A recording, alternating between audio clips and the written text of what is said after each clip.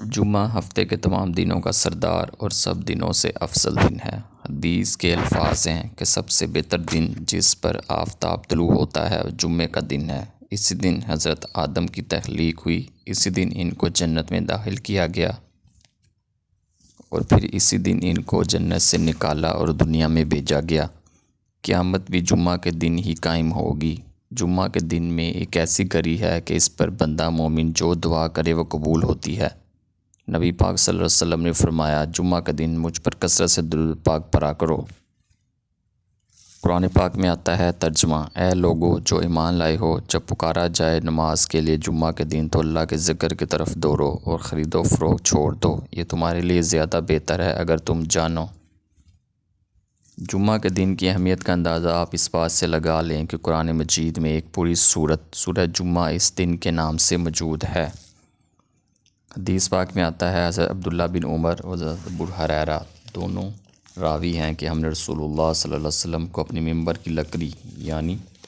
اس کی سیڑھیوں پر یہ کہتے ہوئے سنا کہ لوگوں نماز جمعہ کو چھوڑنے سے باز رہیں ورنہ اللہ ان کے دلوں پر مور لگا دے گا اور وہ غافلوں میں شمار ہونے لگیں گے۔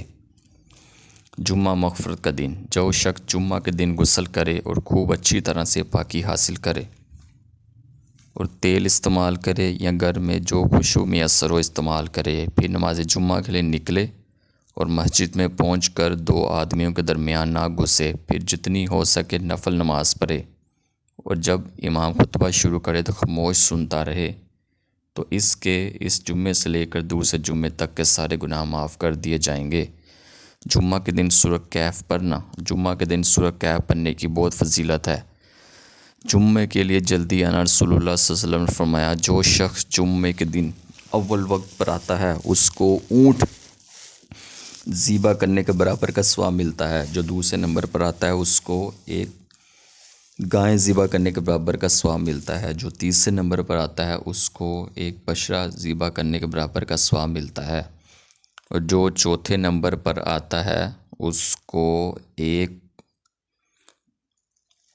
مرغی ذبح کرنے کے برابر کا ثواب ملتا ہے، اور جو سب سے آخر میں آتا ہے جب امام صاحب خطبہ شروع کرنے لگتے ہیں تو اس کو ایک مرغی کے انڈے کے صدقے دینے کے برابر کا ثواب ملتا ہے۔